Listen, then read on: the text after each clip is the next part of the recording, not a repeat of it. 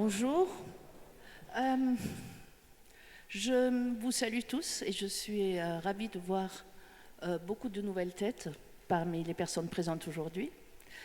Donc je suis Maya Hoffman, voilà. Et j'ai pensé peut-être vous parler un peu de la Fondation Luma.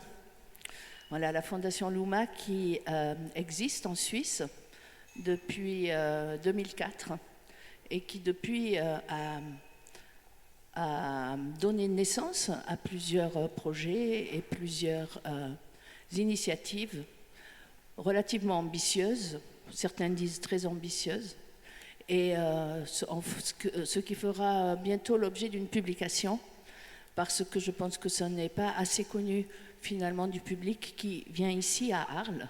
Et pour la première fois à Arles, nous sommes vraiment une institution qui sera ouverte au public, alors que jusqu'à présent la Fondation Luma en Suisse s'occupe seulement de faire, quand je dis seulement, c'est de première importance, mais de rendre des projets possibles. Est-ce que la traduction fonctionne? Je vois que beaucoup de personnes n'ont pas leur casque, mais ça veut dire que tout le monde parle français, ce qui est parfait.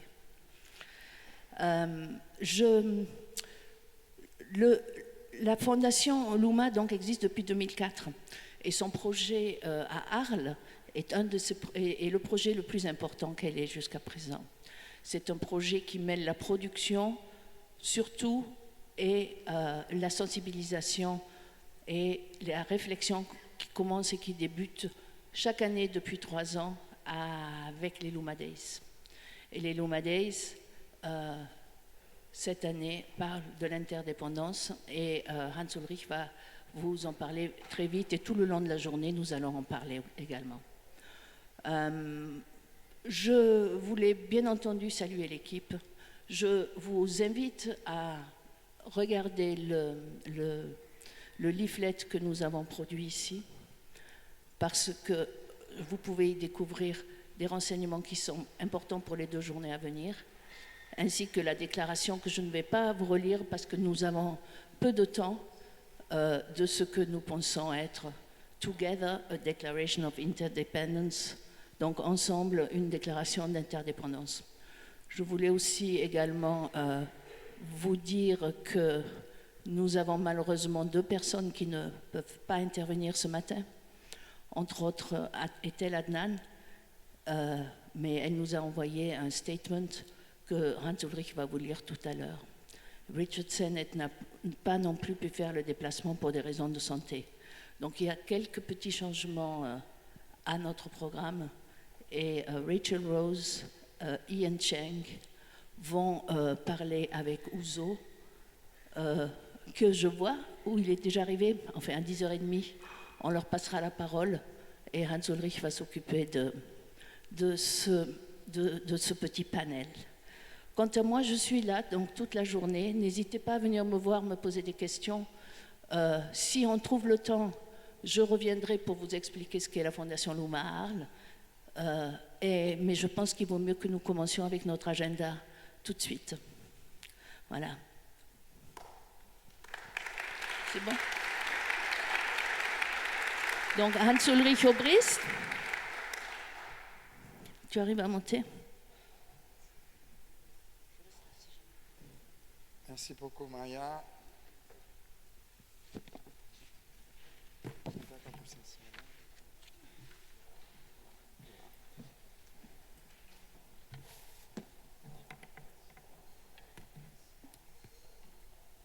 Oui, merci beaucoup, Maya. Un autre grand applaudissement pour Maya Hoffman.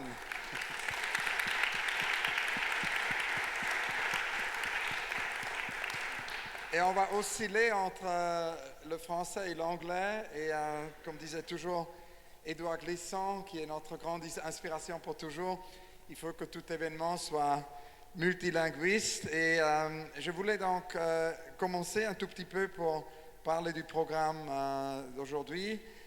Comme Maria et Maya ont déjà dit, c'est le thème de l'interdépendance. Et évidemment, comme toujours, avec la vision de Maya de la Fondation Luma, c'est non seulement de l'art et de toutes les disciplines qui l'entourent dont il s'agit, mais il s'agit surtout de la responsabilité que nous avons pour le monde et pour la planète. Et à un moment où nous venons d'apprendre que maintenant 1 million de species sont menacées d'extinction sur une planète et tout est interdépendant, toute cette responsabilité est de plus en plus grande. Et évidemment, nous ne pouvons que résoudre ou essayer ou tenter de résoudre les grandes questions ou les grands thèmes du XXIe siècle si nous allons au-delà de cette ségrégation des savoirs qui continuent à exister, et si nous allons au-delà de ces silos et si nous vraiment adressons cette interdépendance de tout sur la planète. C'est intéressant que la première déclaration d'interdépendance date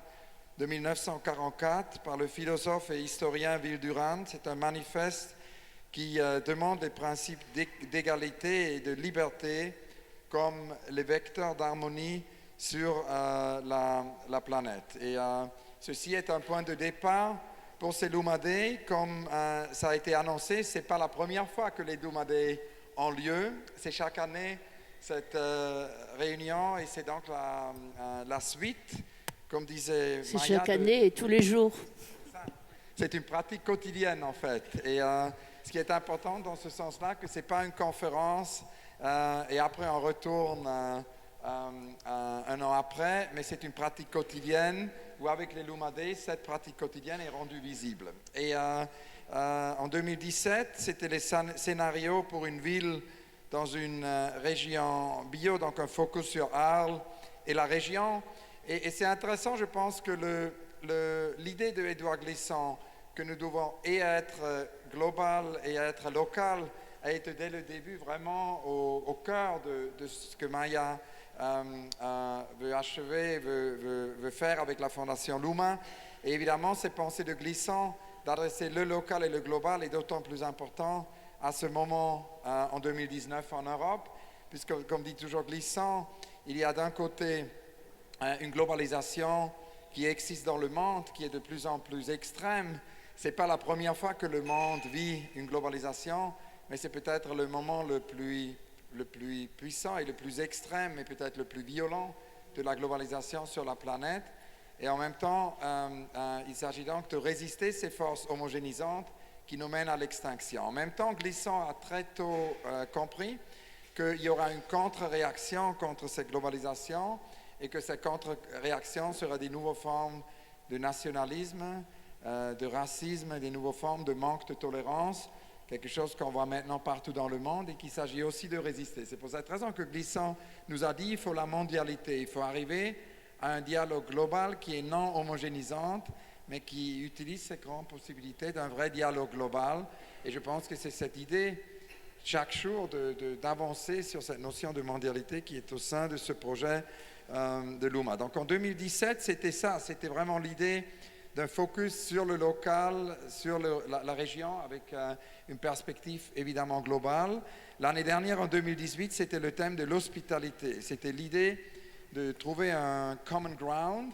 Et j'aimerais mentionner qu'on avait donc l'année dernière parmi les invités Maryse Condé, qui vit ici dans la région, l'extraordinaire écrivain qui, quelques mois après venir ici au Luma Day, a gagné le prix Nobel alternatif de littérature qui lui a été décerné pour ses histoires extraordinaires, pour ses romans extraordinaires, comme Ségu, comme Crossing the Mangrove, comme Désirada. Et c'est juste temps pour rendre hommage à Maryse Condé. Le thème de cette année, comme a dit Maria et comme a dit Maya, est donc le thème Together, c'est l'idée de l'ensemble. Et l'inspiration vient d'un livre de Richard Sennett. And I will now switch to English because I promised we will be multilingual. So it's going to be easier for me to explain. So for those of you with the translation, we can now switch. It's easier for me to explain the ideas of Richard Sennett. In English, he wrote a very extraordinary book called Together, and it's basically a book which is very much about cooperation, about the idea of working with other people to accomplish things that we can't accomplish by ourselves. And that's, of course, the definition of what today is about. What can we accomplish together what we can't accomplish on our own. So if cooperation is innate, it nonetheless develops. I mean, Sennett says it is something we all have, we all do cooperate, but it is also something which evolves over our lifetime. And it's interesting that he distinguishes three aspects of the skill of cooperation. There are three aspects to this skill. The first he calls the dialogic and not the dialectic. So it's interesting that, of course, the dialectic we all know has to do with a thesis, antithesis, and then a synthesis, whilst he says the dialogic has to do with a very special listening skill. To know, to have an intuition what someone means, and not to challenge, but to actually unpack that process. And that means, to kind of probe what is hidden. And that's kind of really fascinating, I think, because in the 20th century, we had a century of many, often loud manifestos, declarations, whilst the 21st century should maybe more be about listening to each other, listening for all of us to each other, but not only listening to other human beings, also listening to other species, and also listening to plants, listening to trees. As Agnes Varda said when she came here for Luma to Arles, and I would like to remember here our friend Agnes Varda, who said he left us a few months ago, the immense, extraordinary French filmmaker, a very close friend of Luma, who did such a memorable speech here. And she was here in Arles, and she talked about the togetherness of humans and trees. And she says, a day without seeing a tree is a wasted day. And when I was talking about this idea of listening, this brings us also, of course, to the idea of a more subjunctive or maybe subjective presentation as opposed to the declaration, which is the second point of Richard Sennett when he talks about the skill of togetherness. He says the declaration is a kind of a fetish of assertion. It's kind of, something we claim, whilst a subjunctive, more subjective presentation leaves an opening space. So there is an ambiguity in it, right? And we can sort of play with this ambiguity. And that leads us to the third point, which is basically empathy versus sympathy. Because if we think about sympathy, it means that, I can feel your pain, Richard Sennett says. That's sympathy. We, basically imagine to be the other, we express sympathy. But he says the true skill of cooperation has much more to do with empathy. And it's of course interesting, to talk about empathy today, because tomorrow you will all meet Olafur Eliasson, who has, often said that we can really only save the planet through empathy. He focuses a lot on empathy as a medium, and that comes very much from that idea of the skill of empathy of Richard Sennett, where he basically says that we are sending out signals that we are basically driven by curiosity more than compassion. We have a curiosity for the other. We have an interest in what's going on. So it's not just about identifying with the other. It's about the curiosity maybe for things also we can't identify with, which is very important. For things we don't even, to basically reach out for things we don't understand. And so Richard Sennett wonders why this skill of cooperation today is somehow endangered. And he says, and that's something we're going to hear more about later today when we can welcome Bernard Stiegler here, it has to do with work. Sennett says it has to do with the short time frame of modern work, that we simply don't have the time anymore to, spend time with each other. And that, I think, has a lot to do with, again, what Luma does. It has to do also with the Atelier Luma, where so much time is kind of inserted, in these processes of actually spending time with each other. So the dialogical, the subjunctive, the empathic are informal skills. It's kind of interesting because they can be tentative also. It has to do with what is possible. And of course, the question Sennett raises is also how can we introduce these skills in our 21st century cities? Because he says that we live more and more in a homogenized urban space where people are segregated, and where we basically need to find ways of breaking down these silos of segregation. And that, of course, is again very much at the core of what Luma does in Arles. It is the opposite of a homogenized urban space. And in that sense, it is all about furthering this community, and that's, of course, very much what Etel Adnan says. Etel says it is about togetherness and not separation. And Etel, who is now in her 90s, unfortunately couldn't make the trip to Arles, but she spent the last couple of days writing a small manifesto, a short text, for all of us, for all of you here, which I'm now going to read. Donc, Etel Adnan, qui a maintenant 93 ans, vous embrasse tout. Elle est à Paris, elle ne pouvait pas se déplacer aujourd'hui à Arles, mais elle a passé ces derniers jours à écrire un texte pour les Luma Days que je vais maintenant vous lire. Voilà le texte Etel Adnan. Quand j'ai su que le sujet de la prochaine rencontre pour Luma sera l'interdépendance, je fus rempli de joie. Un sujet plus que urgent à débattre de nos jours, partout dans le monde et surtout en Europe. J'aimerais apporter quelques remarques. Par exemple, nous parlons ensemble nécessairement le français. Mais s'il y a peu, près plus de 2000 ans, un jeune général romain, Jules César, n'avait pas décidé de conquérir la Gaule à l'époque, lui dans la belle tête et la merveille du musée d'Arles, lui dont les soldats ont parlé latin avec les Gaulois, petit à petit la langue française n'aurait pas existé. Nous avons dépendu de lui et de son armée pour que la langue qui est à la base de l'identité française puisse exister. Des milliards d'individus ont depuis façonné, créé cette langue. Je peux continuer. Je peux vous dire que philosophiquement, nous pouvons, à propos de presque toute chose, remonter à la nuit des temps, au commencement, à l'univers lui-même. Tout remonte dans le passé et nous lie à ce grand inconnu qui est le passé et sans mystère. Une autonomie totale est chose impossible. Tout est lié et tout a été lié. L'interdépendance est un fait fondamental de l'histoire. Rien n'est notre bien absolu. Les idées voyagent comme les gens et les pollinisent les cultures et se répandent et enrichissent le monde.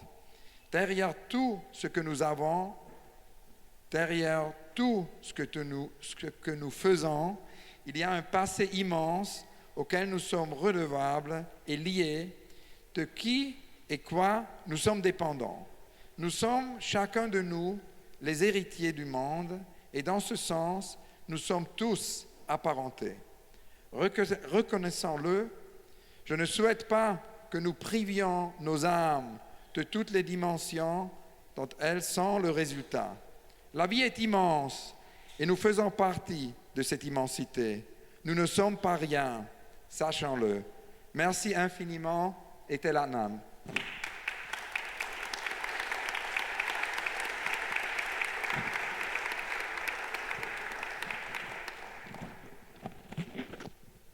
Et voilà, c'était ça le statement de Etel Adnan. Et donc, Etel est avec nous, comme elle dit, par télépathie, et vous embrasse tous très fort. And I don't know, do you want to... Merci Hans. Oui, je pense qu'on va continuer tout de suite. Oui, je remercie beaucoup Etel, c'est vraiment quelqu'un de très important. Elle est déjà venue à Arles plusieurs fois, et quand elle m'a fait passer ce message ce matin, c'était vraiment une très belle chose que Hans puisse le lire pour vous aujourd'hui. On peut d'ailleurs vous faire passer le texte, on va le publier également. Ouais. On va lancer la journée. Je suis en train de voir. On va continuer avec les présentations, ou plutôt commencer les présentations. Je tenais bien entendu à remercier toutes les personnes qui ont été actives et super actives pour faire arriver pour permettre à ces journées d'exister. I want to thank also our friends who came from outside, from elsewhere. And I would like you to feel at home here. What we really want to make happen is a platform where everybody can really speak. So do not hesitate. We have a type of a marathon in front of us today, but I hope you will be able to get something out of it. And don't forget that we are also here outside of the panels and also in the days to come.